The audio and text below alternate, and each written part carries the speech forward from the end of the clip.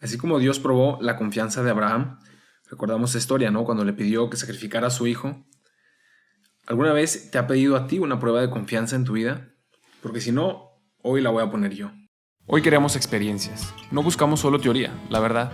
Es cierto que en la iglesia hay una riqueza increíble en lo que es la experiencia de Dios y de la fe, pero por más bello, verdadero y profundo, termina siendo inaccesible para la mayoría de los que estamos sedientos de Dios. Por eso este podcast te ofrece esta riqueza a través de experiencias, a través de la vida de un seminarista y de las personas con las que se irá encontrando en su camino para enriquecer tu experiencia de Dios.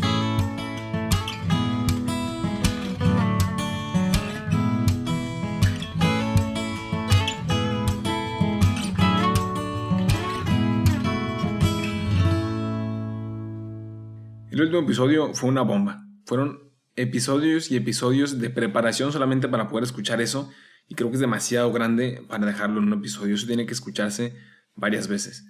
Por eso mismo hoy vamos a poner un ejemplo, ¿no? Una simple aplicación práctica de los frutos que puede dar si hacemos esta meditación. Y el primer punto es: a todos nos interesa nuestra vida. Creo que es algo básico, ¿no? Independientemente de nuestra personalidad y quienes podamos expresarlo más o menos, al final a todo hombre, mujer estable le interesa su vida, se preocupa por su vida, ya sea o por los grandes éxitos y proyectos y todo lo que le ilusiona y que todo salga bien, o a quien quizás es menos apasionado pues por la comodidad y por estar a gusto, por lo que sea, pero a todos nos interesa nuestra vida, nos interesa que nos vaya bien, que nos sintamos bien, que estemos bien.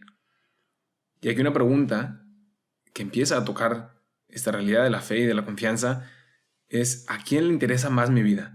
¿A mí o a Dios? ¿Y tú qué crees? ¿A quién le interesa más tu vida? ¿A ti, que la vives, que la entiendes, que todo lo sientes como propio porque pues es tu vida, tu persona, o a Dios? Y aquí es un gran paso de fe, porque el primero que le interesa a tu vida es Dios. Incluso, y eso lo hemos visto hasta el cansancio en muchos episodios antes de estos últimos dos, ¿no? Del Dios bueno y poderoso que me creó, que me conoce más que yo mismo, que me creó y que desde el seno materno tenía algo ya pensado para mí y que quiere que sea santo y que me ha puesto todos los medios posibles, pero aún así no siempre creemos eso, ¿no? Decimos no.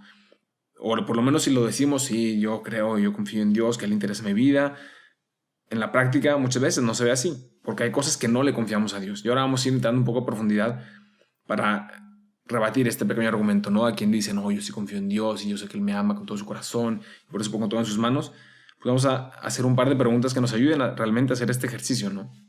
Recuerdo que yo lo hice hace un par de semanas, hubo un retiro, tenemos un retiro cada mes en la vida regular como legionarios, también en el noviciado, y el padre Georg Rota, un padre alemán que nos predicó, nos hacía en algún momento estas dos preguntas, ¿no? Como para poner a prueba, para examinar cómo estaba nuestra confianza en Dios. Y la primera es ese famoso ¿qué pasaría? El título de este episodio. ¿Qué pasaría si le confías a Dios toda tu vida? Y esto todavía se queda muy abierto, ¿no? ¿Qué pasaría si le confío a Dios toda mi vida? ¿Qué pasaría si le doy a Dios el control de toda mi vida? Podemos poner algunos ejemplos que es un poco extremos, ¿no? Pero para entender qué pasaría si pongo en manos de Dios y le confío, así como Abraham, ese ejemplo que ya vimos, la salud de mi esposo o de mi esposa o de alguno de mis hijos, o el éxito o fracaso de mi proyecto más grande, de mi empresa, de todo lo que he trabajado por toda mi vida. ¿Qué pasaría si eso lo pongo en manos de Dios? Que no significa, incluso aquí luego podemos pensar, no, pues ponerlo en manos de Dios entonces significa que se va a enfermar o que voy a fracasar y voy a perder todo y voy a estar en bancarrota. Lo cual no significa eso, ¿no? Eso es una reacción que nace en nuestro corazón porque esa es la realidad que experimentamos en el mundo, en nuestra realidad humana imperfecta. Que si algo lo suelto de mis manos, que si pierdo el control, todo se va a caer, ¿no? Como con un coche, con lo que sea. Pero con Dios no es así. Y así muchas veces nos vamos cerrando a esa relación de confianza en Él. Y hay cosas que todavía tenemos apegadas en nuestro corazón.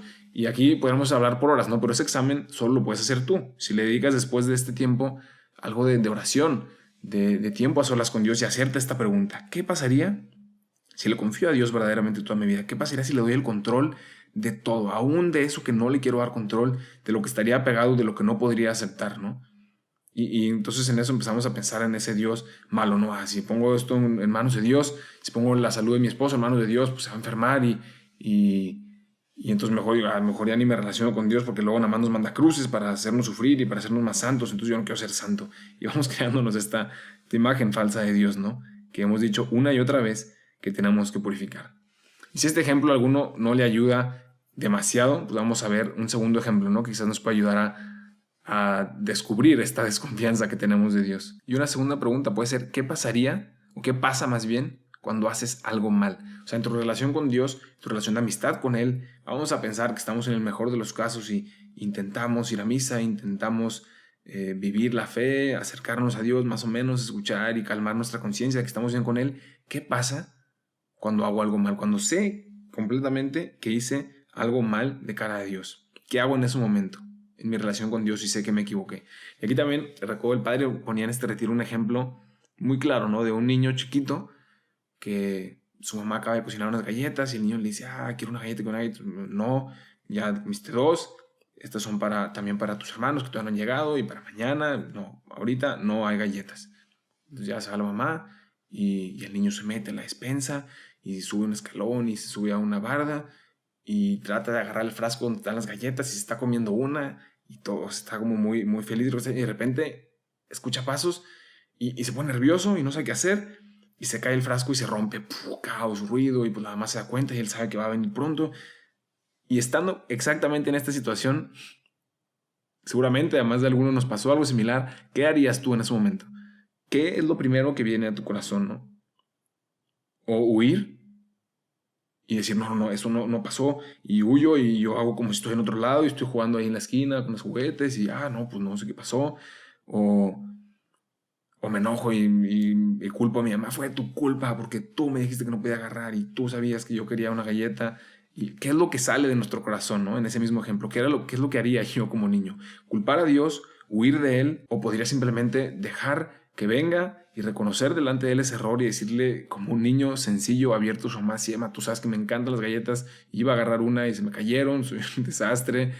¿Qué es lo que saldría de nuestro corazón, no? Independientemente de lo que pudo haber hecho ese niño o no, podemos hacer ese ejercicio y pensar, cuando me pasa algo similar en mi relación con Dios, cuando sé que deliberadamente le desobedecí y al final me doy cuenta que cometí un error y que estuvo mal y que no lo debía haber hecho, ¿qué es lo que hago? ¿Voy con Él, le pido perdón, pongo esa situación en sus manos o huyo? Porque no confío de Él, porque no quiero aceptar mi error, porque creo que va a ser malo conmigo, porque no me va a perdonar. ¿Qué es lo que nace de mi corazón, no? Y en estas dos preguntas que de alguna u otra manera tocan esa realidad de nuestra confianza en Dios, me acuerdo de una historia hace ya yo creo que más de 10 años cuando yo estaba de adolescente o de niño, que un amigo mío contó en una actividad de religiosa como adolescentes y en una reflexión delante del Santísimo en un jueves de hora eucarística, él empezó a contar una historia para iniciar su reflexión, ¿no? Y a tal punto se me quedó grabada, no se fue hace más de 10 años. Y él contaba una historia de un hombre que iba en la carretera, acababa de comprar un coche nuevo, así recién sacado de la agencia, iba manejando súper feliz y de repente se para el coche, ¿no? Y pues ya no puede seguir, intenta y se baja y ya toma el manual porque pues, es nuevo y se trata de poner el gato y levantarlo y va abajo y le mueve una cosa y le mueve la otra y total pasan horas y no puede echar a andar el coche, no lo puede arreglar. Y ve una persona y se acerca y le dice, oye, pues necesitas ayuda. Y dice, no, este es mi carro, yo lo compré, este es mi coche y yo sé arreglarlo, no te preocupes. Muy bien, y se va. Y en subieron a la segunda persona y le dice, oye, ¿necesitas algo? ¿Qué pasó? ¿Todo en orden? No, sí, no fue ningún accidente, solamente pues estoy arreglando yo aquí mi coche y yo sé qué estoy haciendo. Y el otro, no, pues muy bien, entonces se va. Y subiendo una tercera persona y el hombre estaba ya pues desesperado, ¿no? Nos podríamos imaginar horas y horas, a algunos nos ha pasado algo similar, ya no sé qué hacer, ya moví todo, saqué todo, lo volví a meter. Y llega esta tercera persona y le dice, oye, ¿necesitas ayuda? Y le dice, no, que yo sé hacerlo, que es mi coche y tal. Y dice, déjame ayudarte, confía un poco en mí, déjame ayudarte, yo sé cómo arreglarlo. Total, después de haber intentado todo el día, dice, pues mira, no hay nada más que hacer, pues vamos a confiar. Total, le deja el manual y el otro simplemente se mete bajo el coche, mueve 2, 3 cosillas, se sube, lo enciende y está el carro perfecto y lo echa a andar, ¿no? Y obviamente el dueño del coche pues está así medio orgulloso y le dice, bueno, pues tú quién eres y cómo lo hiciste, pues yo llevo aquí horas intentando y no he podido hacer nada. Y le dice, bueno, sí, es que yo trabajo para Ford, yo diseñé ese carro que acabas de comprar, entonces pues me lo sé de memoria, yo lo conozco perfectamente. Y se queda el otro así como pálido, ¿no? Diciendo, yo aquí intentando horas y horas arreglar mi coche y resulta que viene alguien que lo conoce de arriba abajo, que él trabajó en el diseño de este coche, él diseñó el coche que yo compré y que yo hacía como mío y nadie puede tocarlo porque es mi coche y yo lo conozco mejor que nadie. Yo creo que es un ejemplo muy, muy básico y ese niño precisamente nos puede ayudar a entender la realidad también de nuestra vida para con Dios. Que Él es mucho más que un trabajador en Ford y diseñador de coches. Él realmente creó y diseñó nuestra vida y la conoce perfectamente de principio a fin y sabe cómo somos y sabe lo que nos gusta y sabe lo que no nos gusta y sabe lo que hay en nuestro corazón, lo que deseamos y lo que no deseamos. Conoce perfectamente nuestra vida y nosotros una y otra vez cuando Él quiere venir a tomar presencia le decimos, a ver, ¿pero qué me vas tú a vender? Es mi vida, yo conozco mi vida, yo me conozco a mí, yo sé lo que hacer, déjame en paz y yo la arreglo solo, ¿no? ¿Y cuántas veces tenemos la capacidad de confiar? No solamente por orgullo o porque nos hemos cansado de intentar, sino porque conocemos a esa persona y sabemos que lo único que quiere para nosotros es amor y podemos confiarle hasta lo imposible, ¿no? Ese mismo ejemplo de Abraham que una y otra vez hemos reflexionado, que llegó ni siquiera a dudar en sacrificar a su propio hijo sabiendo que Dios le había prometido descendencia y él no entendía cómo ni cuándo, pero confiaba en Dios porque sabía que es ese Dios bueno y poderoso del que ya hemos hablado.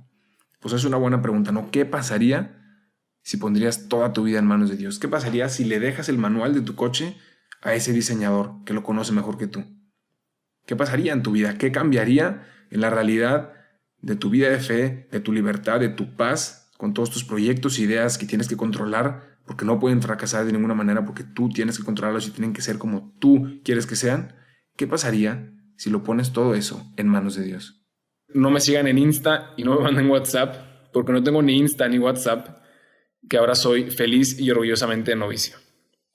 Pero lo que sí te puedo ofrecer es que si buscas una familia espiritual, un grupo de personas en un ambiente de familia en el que compartan los mismos ideales que tú tienes sobre la fe, pues eso sí te lo puedo compartir y puedes buscarnos en somosrc.mx o regnumchristi.org para México y para España en regnumchristi.es.